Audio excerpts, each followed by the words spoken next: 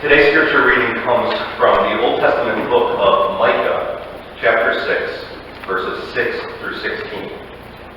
Micah 6 through 16. With what shall I come before the Lord and bow myself before God on high? Shall I come before him with burnt offerings, with calves a year old? Will the Lord be pleased with thousands of rams, with 10,000s of rivers of oil? Shall I give my firstborn for my transgression, the fruit of my body for the sin of my soul? He has told you, O mortal, what is good. And what does the Lord require of you but to do justice, and to love kindness, and to walk humbly with your God? The voice of the Lord cries to the city. It is sound wisdom to fear your name. Hear, O tribe and assembly of the city. Can I forget the treasures of wickedness in the house of the wicked, and the scant measure that is accursed? Can I tolerate wicked scales and a bag of dishonest weights? Your wealthy are full of violence. Your inhabitants speak lies, with tongues of deceit in their mouths. Therefore I have begun to strike you down, making you desolate because of your sins. You shall eat but not be satisfied, and there shall be a gnawing hunger within you. You shall put away but not save, and what you save I will hand over to the sword. You shall sow but not reap. You shall tread olives but not anoint yourself with oil. You shall tread grapes but not drink wine. For you have kept the statutes of Omri and all the works of the house of Ahab, and you have followed their counsels. Therefore I will make you a desolation, and your inhabitants an object of hissing. So you shall bear the scorn of my people.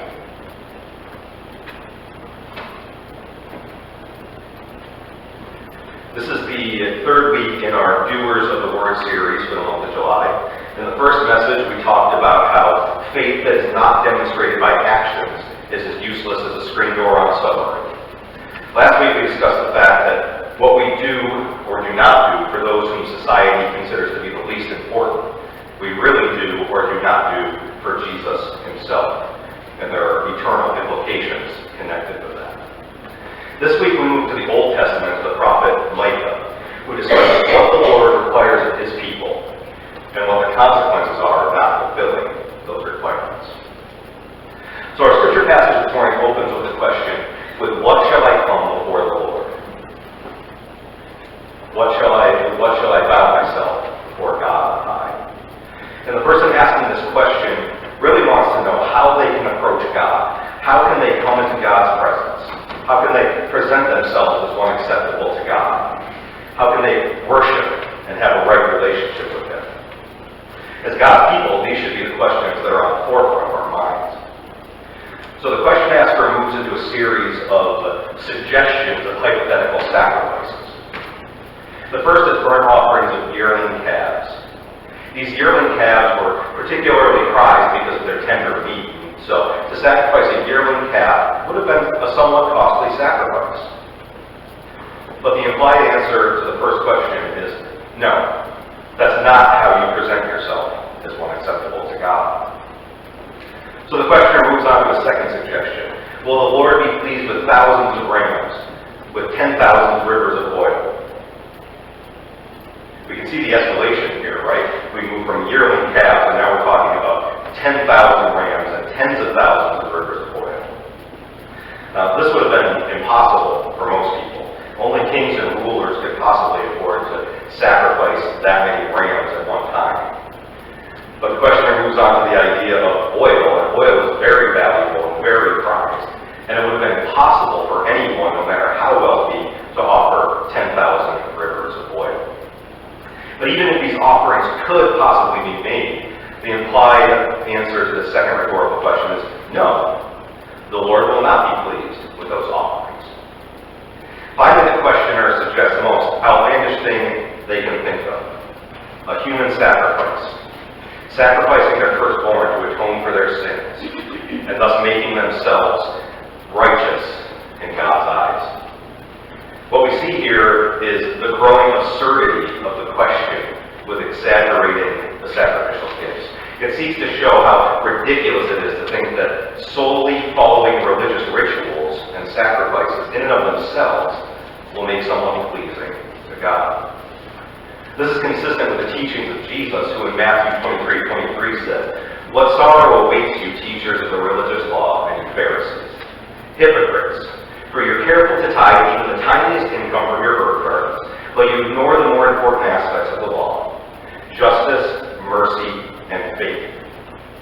You should tithe, yes, but do not neglect the more important things."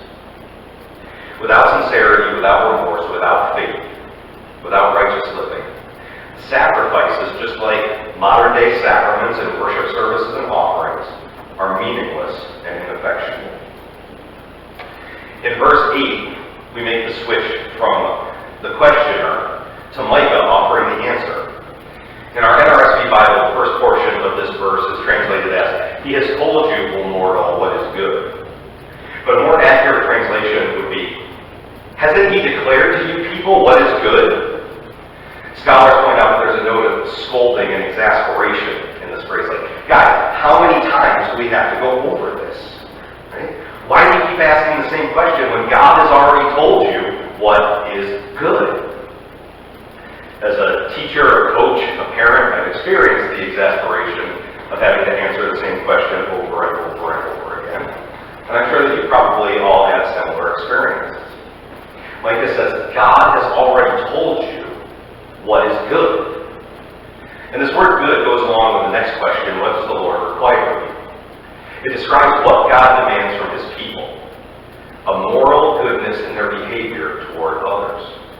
It refers to the right and true way to live one's life to benefit others, but it'll also end up benefiting the person who lives up to God's demands.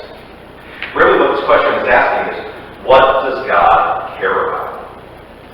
The word translated here is as require, and what does God require of you? It can also be translated seek.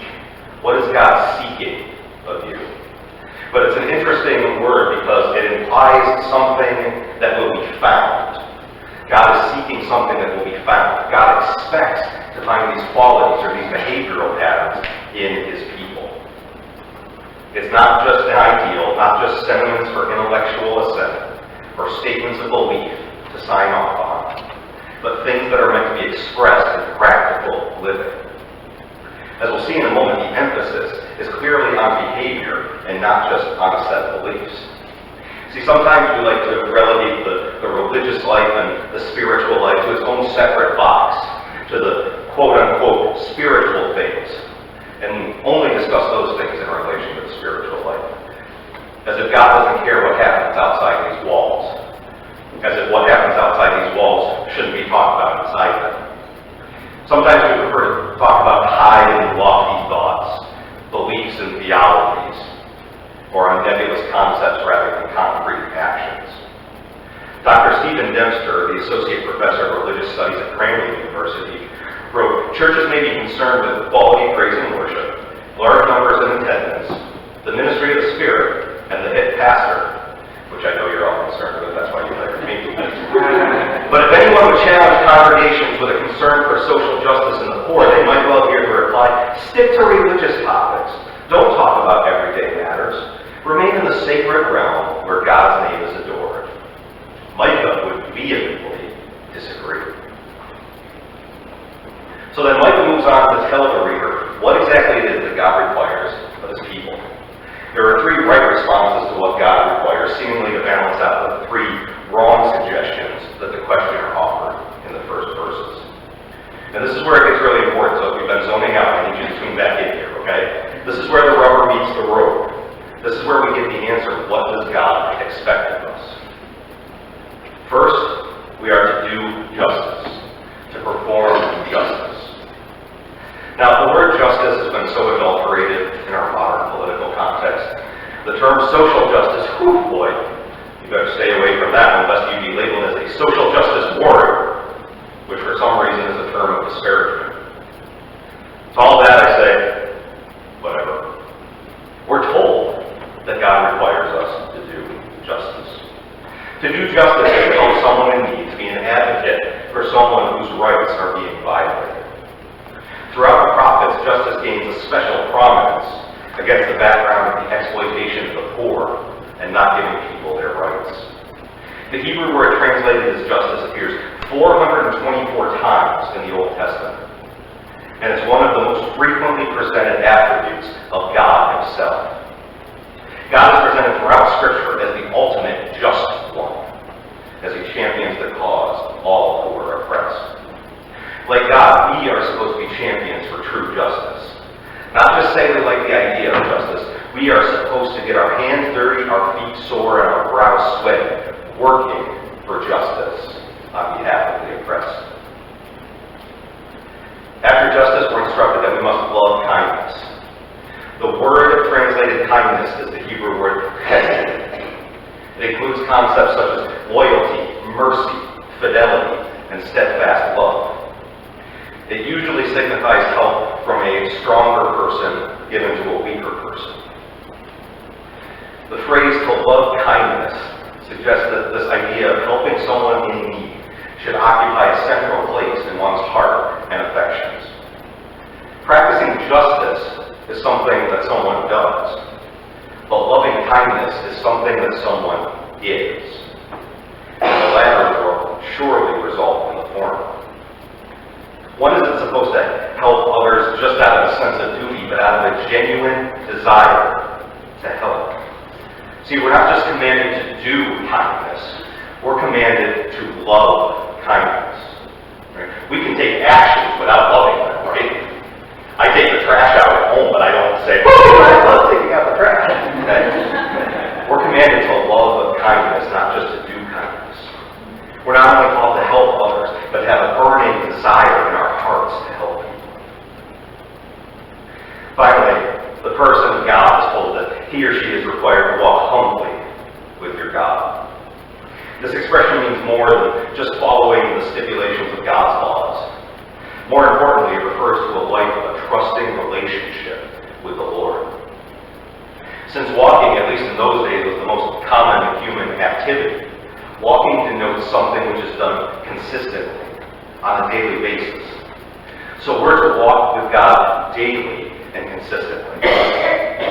In other words, personal performance of one-time sacrifices totally misses the point.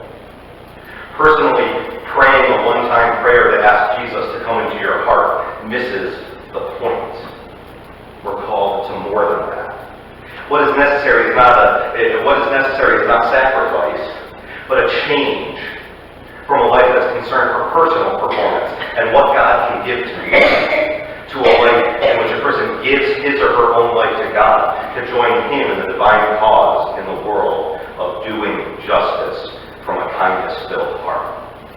This is what it means to walk with God, to engage in the things that he does. The remainder of the passage isn't really a pretty picture. It looks at the consequences of not living lives marked by the things required of the people of God. The Lord says that people have been hoarding treasures, gaining wealth by cheating other people, by taking advantage of them to gain even more wealth. In fact, it says they're wealthy or full of violence. This violence is the polar opposite of the loving kindness we discussed a few moments ago. It suggests that the wealthy would perpetrate aggressive attacks on the poor, which resulted in wealth and property being taken by force. This would also include cheating people. It would also include holding their debts and forcing them into bondage or slavery because of it. This word violence here is the same word that Scripture uses to discuss the violence that humanity was perpetrating before the Great Flood. The violence for which God wiped out all of creation and started over. Violence and injustice towards others are things which the Bible consistently puts forward as things which God hates. And in the description of injustice practiced by those who are supposed to be God's people, the image of dishonest weights is used, where sellers would tip the scales to give buyers less than they paid for, or to pay workers less than they earned. These images are economic in nature, but the application goes beyond buyer-seller or boss-worker relationships to refer to allowing any kind of injustice being perpetrated upon people, or any taking advantage of those who are oppressed. The result of this violence, cheating, injustice, lack of kindness, failure to walk with God are some things that are known as futility curses. God tells the people they'll eat, but they'll never satisfied. They'll sow, but they won't reap. They'll tread olives, but they won't have any oil for anointing. They'll tread grapes, but they won't have any wine to drink. I don't know about you, but that sounds to me somewhat like our modern culture. We're always seeking after more and more and more, but never finding the fulfillment that we desire. I mean, go to the mall and watch people wander around looking for the next big thing with eyes glazed over in a zombie-like state. Sorry, mall shoppers. But when we're not people of God, there's a hole in our lives that we try to fill unsuccessfully with other stuff. And not only does it not make us happy, it often leads us to perpetrating injustices on other people, contributing to the violence that wealthy companies perpetrate in sweatshops, not caring about kindness, just trying to find whatever it is that will fill that void. The great church father and theologian St. Augustine, which by the way is the correct way to pronounce that, famously said, "God has made us for himself, and we will not find rest until we rest in him." How do we do this? We do this by being people who do justice, who love kindness, and walk humbly with our God. Religious practices are not enough. The correct set of beliefs is not enough. It's not enough to say a sinner's prayer and say that you believe in God. These are not the only things that God requires, demands, and expects to find in the lives of his people. God is more concerned with how we live as Christians, how we treat others, than with the finer points of our theology. I've said it the last 2 weeks, and I'll repeat it here. I'm terrified that the church has abdicated its responsibility of teaching what God requires of his people and replaced it with the easy practice of saying a prayer and giving intellectual assent to Jesus in order to keep themselves out of hell. Just the other day, I was having a conversation with an individual who considers himself a follower of Christ. And he said, and I quote, "God did not call us to do justice, so stop the spin." This gets me so upset because there are potentially many, many people out there who think that they're people of God by virtue of the fact that they say they're Christians without actually doing the things that God requires his people to do. Churches have lulled people into a sense of complacency with a transactional message of cheap grace. That anything they don't agree with is considered spin.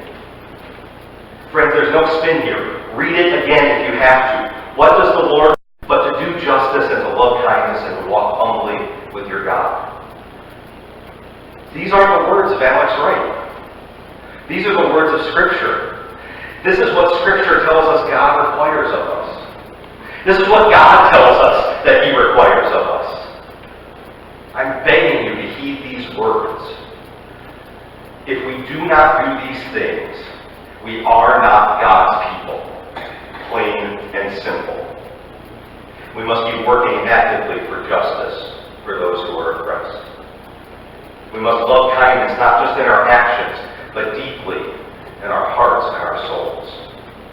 And we must walk humbly with God, seeking to emulate the example of Jesus Christ in all that we do, because he is the perfect image of God, and he set the perfect example of doing justice and loving kindness.